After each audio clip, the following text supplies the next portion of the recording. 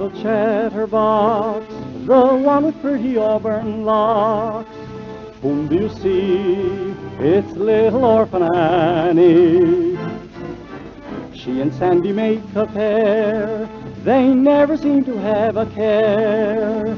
Cute little she, this little Orphan Annie. Bright eyes, cheeks of rosy glow, there's a store of healthiness handy. Might size, always on the go, if you want to know. Hark, says Sandy, always wears a sunny smile. Now wouldn't it be worth the while if you could be like little Orphan Annie? Here it is, 5:45 now, Orphan Annie time and Ovaltine time again. And now, if you're one of Annie's new radio friends who have just started to listen to her adventures lately, I want to ask you, have you tried Ovaltine yet? Well, if you haven't, you certainly want to ask your mother to get you some right away, because if you think it's fun listening to Orphan Annie, you just try drinking Ovaltine. See how much fun that is. Talk about good. Why, it's even better than having a chocolate soda right in your own home whenever you want it. But that's only half of it. Ovaltine not only tastes good, but it's good for you, too. Every single glassful you drink gives you important strength and energy-building food elements to help make you husky and healthy, like Orphan Annie herself. And isn't that the way you want to be? Well, remember, drinking your Ovaltine is one of the surest ways to help. So ask your mother to get you a can of Ovaltine at her drug or grocery store right now, so you can have a big, delicious glassful with your dinner tonight and with all your meals every day from now on. But now, for our story. You remember, lots of mysterious things have been happening around Simmons Corner this summer, ever since those two strange men came to live in the old Gregory barn near the silos. And right now, Orphan Annie and Joe Corntassel know the answer to a big secret that's kept the whole town guessing. They know those two strangers are Bob Bond and Professor Adolph Washington Kenyon, and that they're inventing a secret new silent airplane for the United States government. And Annie and Joe are the only ones who know about it because Bob Bond made them promise to keep it secret.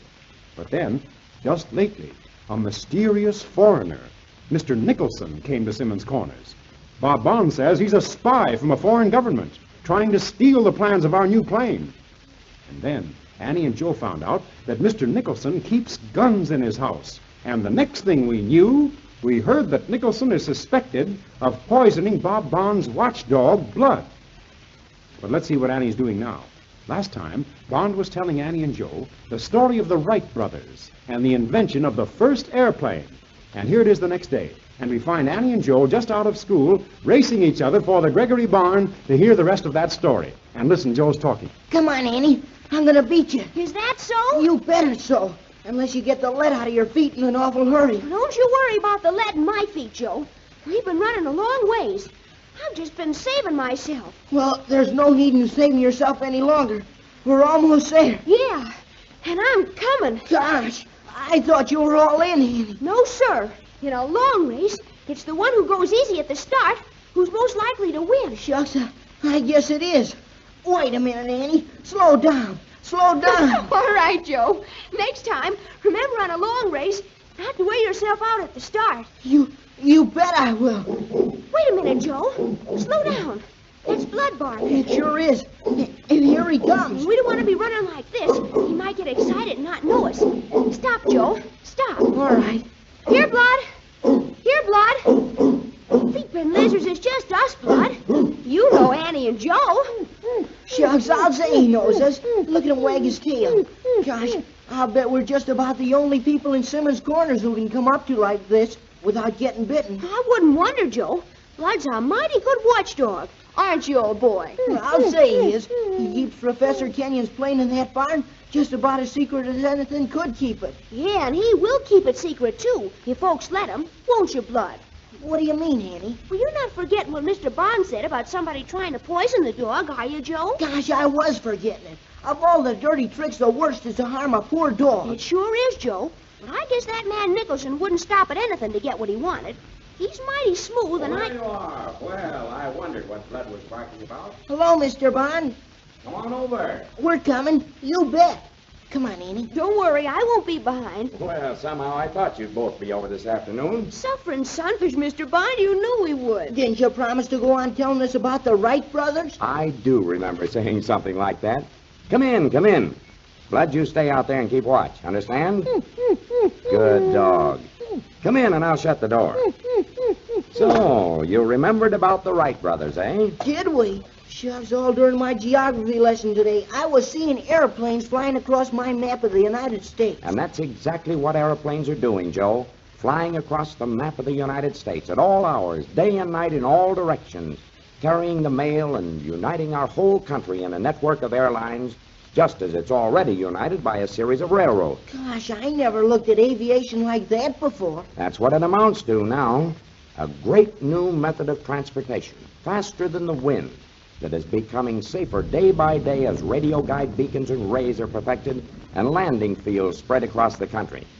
And all because 36 years ago, back in 1900, Wilbur and Orville Wright, two American brothers, started their first experiments with the airplane. God. Well, tell us about it, Mr. Bond. Wait a minute. Let's get a little more comfortable if I'm going to tell you the whole story of the Wright brothers. Professor Kenyon's working in the next room, but well, we can go through this door to where the plane is and sit on that old workbench of ours. Come on. Did anybody try to hurt Blood last night, Mr. Bond? No, nothing at all last night, Annie. Just that one dose of poison, of which you didn't eat enough of to kill him. I guess Nicholson's laying back and waiting. Here we are. Hop up. Get comfortable. I'll just light this old pipe of mine. There. That's good. Now then, what do you want to know? Shucks, all about the Wright brothers, Mr. Bond. Well, that's a pretty big order, Joe. Because there's a lot about the Wright brothers. They were remarkable men. You got yesterday, Mr. Bond, to where their father brought him a little model airplane. Oh, yes. Well, that toy, that little model airplane, set those two boys, Wilbur and Orville Wright, off on their great invention. I've always thought that parents who gave their children mechanical toys might be helping them greatly in their futures. Well, anyhow, the two Wright boys became interested in aviation from that moment. But they had their livings to make, so they made bicycles to make those livings. What happened? They spent a lot of money, Annie. All they made, in fact. But they weren't discouraged by their failures. No, sir. They picked a place on the Carolina Sand Flats by the Atlantic Ocean, a place called Kill Devil Hill, 4 miles south of Kitty Hawk, for their first experiments in gliding. Gliding? Oh, yes. The Wrights were two good scientists to try to walk before they learned how to crawl.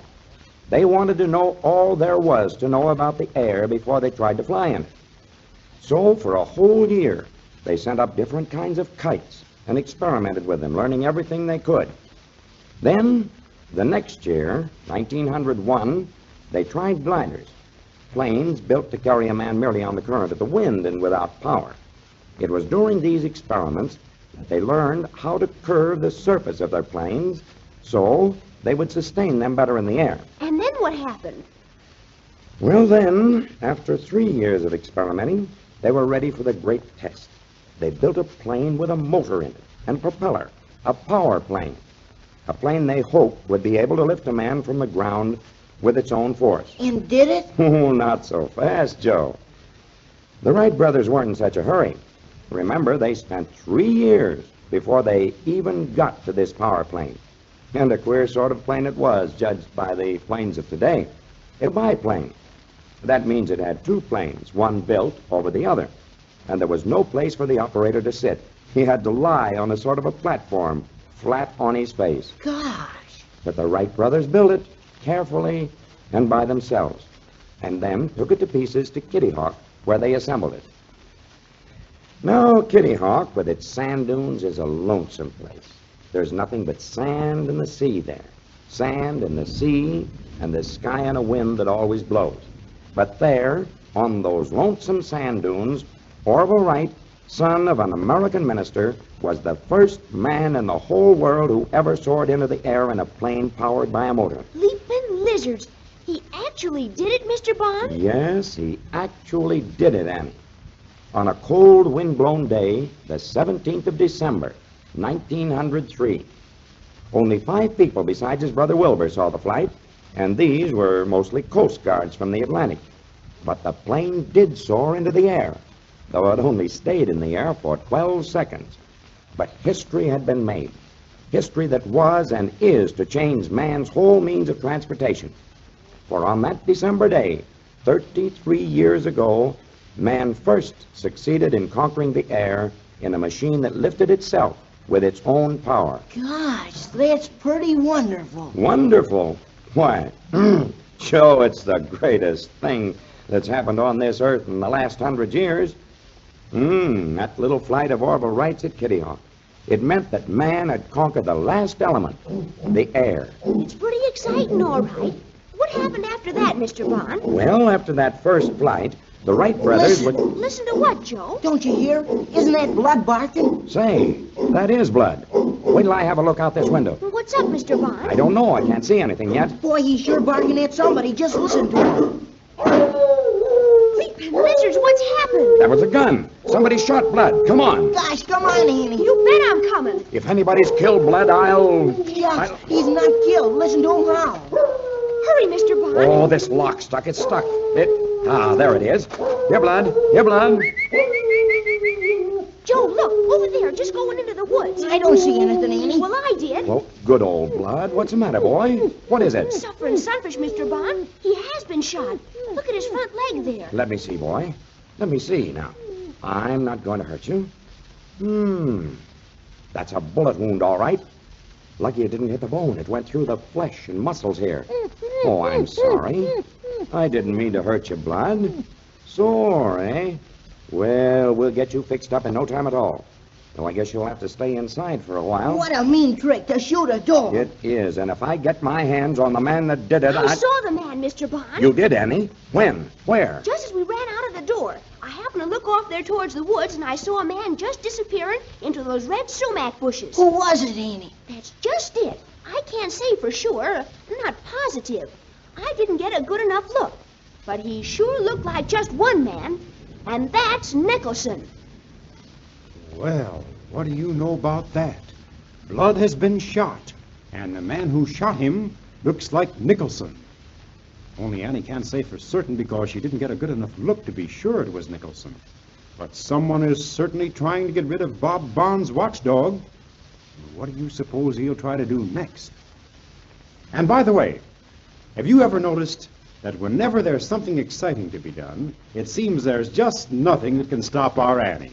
And I guess that's why so many boys and girls want to know how they can be like Annie, peppy and healthy, and ready for whatever fun's popping around them. Well, now here's the tip. One of the very best ways to start is to drink Ovaltine every single day, with meals and in between meals, too. All those important minerals and vitamins and things contained in every glassful of keen-tasting Ovaltine may help to give you real Orphan Annie pep. And when you have that, you feel so good and have so much extra energy, you can be ready for almost anything that comes along, just as our Annie always is. And so you really ought to ask your mother to get you a can of Ovaltine at her drug or grocery store right away, so you can start right in with a big, delicious glassful for supper this very night. And you certainly want to be here right on the dot tomorrow at Orphan Annie time to see if Annie can find out who shot Bob Bond's dog. Until tomorrow at the same time, then, goodbye.